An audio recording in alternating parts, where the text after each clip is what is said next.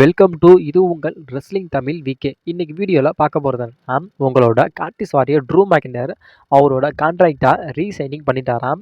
அதுக்கப்புறம் உங்களோட next tribal சீஃபான solo சிக்கோவுக்கு வந்த நிலைமை என்ன, இதை பற்றி இன்னைக்கு வீடியோவில் நம்ம டீட்டெயிலாக பார்க்கலாம். வாங்க வீடியோக்குள்ளே போகலாம். இன்னைக்கு வீடியோவில் பார்க்க போகிறதுனா உங்களோட நெக்ஸ்ட் ட்ரைபிள் சீஃபான சோலோ சிக்கோவை பற்றி பார்க்க போகிறோம். ஏன்னா உங்களோட tribal chief Roman Reigns next tribal chief solo தான் அப்படின்னு இப்போ நம்மளுடைய ரோமன் ரெயின்ஸ் சொல்லிட்டாரு. ஆனால் அதுக்கான எந்த ஒரு முயற்சியும் நம்மளோட ரோமன் ரெயின்ஸும் எடுக்கலை, அதே மாதிரி டபிள்யூவும் எடுக்கலை. ஏன்னா ஒரு விஷயம், அதாவது சோலோ சிக்கா வந்து லாஸ்ட்டாக நம்மளுடைய ஜான்சனா கூட ஒரு ஃபியூடு போயிருப்பார். அந்த ஃபியூடில் நம்மளுடைய சோலோ சிக்கா நம்மளுடைய ஜான்சனாவை க்ளீனாக பீட் பண்ணியிருப்பார். அந்த மேட்ச்சில் நம்மளுடைய சோலோ சிக்காவும் வின் பண்ணியிருப்பார். அதுதான் நம்மளோட சோலோ சிக்கா வின் பண்ண கடைசி மேட்ச்னே சொல்லலாம். ஏன்னா அதுக்கப்புறம் உங்களோட சோலோ சிக்காவை அதுக்கப்புறம் 24 மேட்ச் விளாண்டுருக்காரு. அதாவது ஸ்மாக் டவுனில் விளாண்டது, அதுக்கப்புறம் லைவ் ஈவெண்ட்டில் விளாண்டது எல்லாத்தையுமே சேர்த்து மொத்தம் 24 மேட்ச்சு சோலோ சிக்கா விளாண்டுருக்காரு. ஆனால் இந்த 24 மேட்சுமே ஒரு மேட்ச்சில் கூட சோலோ சிக்காவாக வின் பண்ணவே இல்லை. 24 மேட்ச் விளாண்டு அந்த 24 மேட்ச்லையுமே சோலோ சிக்காவாக தோற்று தான் போயிருக்காரு. ஏன்னா இது வந்து நம்மளுடைய ஜான்சனா விட்ட சாபமோ, இல்லை ஜான்சனா ஃபேன்ஸை விட்ட சாபமோ, இல்லை Roman Reigns next tribal chief solo தான் அப்படின்னு சொன்ன சாபமோ என்னன்னு தெரில. நம்மளோட சோலோ சிக்காவை இந்த அளவுக்கு மாட்டி எடுக்குது. ஏன்னா போன போக்கில் நம்மளுடைய ரோமன் சொல்லிட்டாரு நெக்ஸ்ட் ட்ரைபிள் சீஃப் சோலோ தான் அப்படின்னு சொல்லிட்டாரு. அதுக்கான எந்த முயற்சியும் நம்மளுடைய ரோமன் ரெயின்ஸ் எடுக்கவே இல்லை. அதேமாதிரி டபிள்யூவும் அதுக்கான எந்த ஒரு முயற்சியும் நம்மளுடைய டபிள்யூவும் எடுக்கல. போகிற போக்க பார்த்தா சோலோ சிக்காவை சுத்தமாக டபிள்யூ மறந்தேருவாங்கன்னு நினைக்கிறேன். ஏன்னா நம்மளுடைய ரோமன் ரெயின்ஸு விளாட்ற எல்லா மேட்ச்லேயும் நம்மளுடைய சோலோ வந்து ஒரு உறுதுணையாக இருக்கார். அதாவது ரோமன் ரெயின்ஸ் மேட்ச் விளாட்றப்ப நம்மளுடைய சோலோ வந்து நம்மளுடைய ரோமன் ரெயின்ஸுக்கு ஹெல்ப் பண்ணுறாரு. ஆனால் நம்மளுடைய சோலோ விளாட்ற ஒரு மேட்ச்சில் கூட ரோமன் ரெயின்ஸ் வந்து இன்வால்வ்மெண்ட் ஆகல. அதே மாதிரி சோலோவுக்கு உதவவே இல்லை. இது எதனால அப்படின்னு சத்தியமாக தெரில. எனக்கு தெரிஞ்சு ரெஸ்ல்மேனியா 40 நம்மளுடைய சோலோவுக்கு ஒரு மேட்ச் தந்து அந்த மேட்ச்சில் சோலோவை வின் பண்ண வச்சா நல்லா இருக்குன்னு நினைக்கிறேன். ஏன்னா 24 மேட்ச்சு விளாண்டு அந்த 24 மேட்ச்லையுமே சோலோ தோத்தான் போயிருக்கான். அதனால் ஒருத்தான அப்பனட்டாக நம்மளுடைய சோலோவுக்கு கொடுத்தா, ரெஸ்ல்மேனியா 40 கொடுத்தா அந்த மேட்ச்சில் நம்மளுடைய சோலோவை வின் பண்ண வச்சா ரொம்ப ரொம்ப நல்லாயிருக்கும். ஏன்னா நம்மளுடைய சோலோ சிக்காவோட கெரியருங்கிறது இப்போ எங்கேயோ போகிற மாதிரி தான் இருக்குது. ஆனால் 2024 அவருக்கான ஸ்டோரி நிறையா இருக்குது அப்படின்னு நம்மளுடைய ட்ரிபிள் ஹெச் சொல்லியிருக்கா. அதுக்கான ஃபியூர்லாம் நிறையா இருக்குது அப்படின்னு சொல்லி வச்சுருக்காரு. ஆனால் போகிற பக்கம் பார்த்தா அப்படிலாம் எதுவுமே இல்லைன்னு நினைக்கிறேன். ரெஸ்ல்மேனியா 40 ஒருத்தான மேட்ச்சை டபிள்யூ சோலோவுக்காக கொடுப்பாங்க அப்படின்னு கொடுப்பாங்களா கொடுக்க மாட்டாங்களா நம்ம வெயிட் பண்ணியே பார்க்கலாம். நெக்ஸ்ட் நியூஸாக நம்மளுடைய பிரான்சன் ரீடை பற்றி பார்க்கலாம். நம்மளுடைய பிரான்சன் ரீட் வந்து எலிமினேஷன் சேம்பரில் இருப்பார் அப்படின்னு ஒரு மிகப்பெரிய ஒரு பொருளாக பேசப்பட்டுச்சு. அதாவது எலிமினேஷன் சேம்பரில் நம்மளுடைய பிரான்சன் ரீட் இருப்பார் அப்படின்னு நம்ம அதிகமாக எதிர்பார்த்தோம். ஆனால் அந்த விஷயம் எதுவுமே நடக்கல. ஏன்னா பிரான்சன் ரீட் வந்து நம்மளுடைய ரியா ரிப்ளே எப்படி ஆஸ்திரேலியன் ரெஸ்லரோ அதே மாதிரி தான் நம்மளுடைய பிரான்சன் ரீடும் ஆஸ்திரேலியன் ரெஸ்லர். அதே மாதிரி நம்மளுடைய கிரேசன் வாலரும் ஆஸ்திரேலியன் ரெஸ்லர் தான். ஏன்னா நம்மளுடைய ரியா ரிப்ளேக்கு தர ஒரு முக்கியத்துவத்தை எதுக்காக நம்மளுடைய பிரான்சன் ரீடுக்கு தரல அப்படின்னா, ஏன்னா ஃபேன்ஸ் மத்தியில் நம்மளுடைய பிரான்சன் ரீடுக்கு ரியா ரிப்ளே மாதிரி ஒரு பெரிய ஒரு ஹைப்னஸ் இல்லை, அதே மாதிரி ரசிகர்கள் யாரும் இல்லை.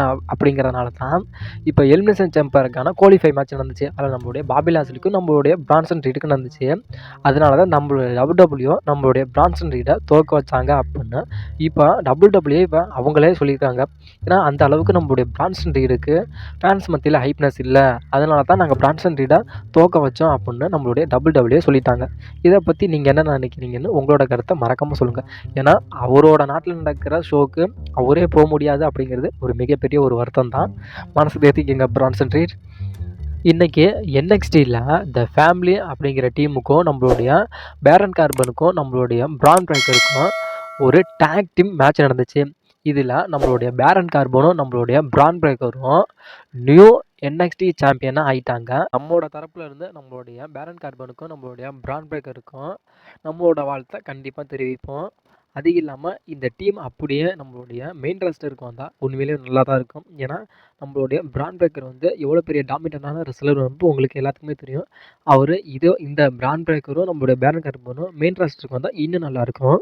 அதுக்கப்புறம் நேற்று நம்மளுடைய கோடியும் நம்மளுடைய செத் ரோலன்ஸும் ஒரு செக்மெண்ட் பண்ணியிருப்பாங்க. அந்த செக்மெண்ட்டு 10 ஹவர்லேயே அதாவது 1,000,000 வியூஸ் போயிருக்கு அப்படின்னு நம்மளுடைய தரப்புலேருந்து இப்போ அஃபிஷியலாக சொல்லியிருக்காங்க.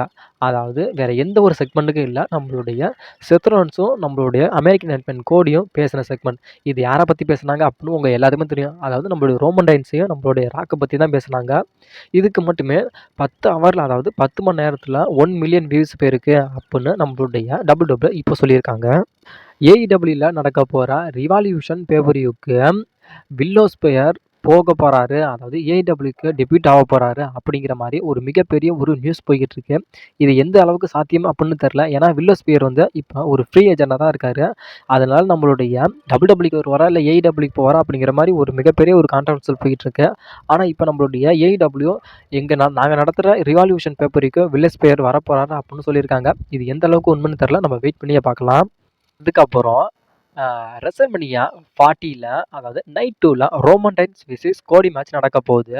இதுக்கு கீழே உங்களோட அமெரிக்கன் நட்மன் கோடி ஒரு ட்வீட் போட்டிருக்காரு. அதாவது ஃபார் எவ்ரிதிங் அப்படின்னு ஒரு ட்வீட் போட்டிருக்காரு. இதுக்கு என்ன அர்த்தம்னா அனைத்திற்கும். அதாவது ரெசல்மனியா 40ல நைட் 2ல எனக்கும் ரோமன் ரைன்ஸ்க்கு மேட்ச் நடக்க போகுது. இந்த மேட்ச் நடக்கிறதுக்கு முழுக்க காரணம் யாருன்னா ஃபேன்ஸ் ஆன நீங்கள் தான். இதுக்கு ஃபேன்ஸு எல்லாத்துக்கும் நன்றியை தெரிவிக்கிற விதமாக உங்களோட அமெரிக்கன் நட்மன் கோடி ஃபார் எவ்ரிதிங் அப்படின்னு ஒரு ட்வீட் போட்டிருக்காரு. இது உண்மையிலுமே நம்மளுடைய கோடியை பாராட்டியே தெரியும். ஏன்னா ஃபேன்ஸ் நம்ம இந்த அளவுக்கு நம்ம அவருக்கு சப்போர்ட் பண்ணதுக்காக அவர் நம்மளுடைய அதாவது நமக்கு வந்து ஒரு ரெஸ்பெக்ட் கொடுக்குற விதமாக நம்மளுடைய கோடி நமக்கெல்லாம் நம்மளுடைய கோடி மரியாதை தெரிவிச்சிருக்காரு. அதுக்காக நம்மளும் அவருக்கு மரியாதை தெரியும். அதே மாதிரி ரெசல்மனியா 40ல ரோமன் ரைன்ஸை வீழ்த்தி நியூ சாம்பியன் ஆவார். ரெசல்மனியா 40ல ரோமன் ரைன்ஸை வீழ்த்தி கோடி நியூ சாம்பியனாக ஆவாரா ஆக மாட்டாரான்னு நம்ம வெயிட் பண்ணி பார்க்கலாம்.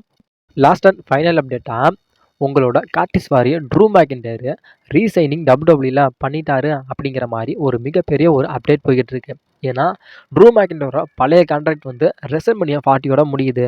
அதுக்கப்புறம் அவர் கான்ட்ராக்டை சைனிங் பண்ண சொல்லி நம்மளுடைய டபிள்யூடபிள்யூ சொல்லிக்கிட்டு தான் இருந்தாங்க. ஆனாலும் எனக்கான ஆப்பர்ச்சுனிட்டி வேணும் அப்படிங்கிற மாதிரி நம்மளுடைய ட்ரூ மேக்கின்டையர் அவர் தள்ளி போட்டுக்கிட்டே போனார். ஆனால் இப்போ நம்மளுடைய ட்ரூ மேக்கின்டையர் அவரோட கான்ட்ராக்டை ரீசைனிங் பண்ணிட்டாரு அப்படிங்கிற மாதிரி இப்போ மிகப்பெரிய ஒரு அப்டேட் போய்கிட்டு இருக்கு.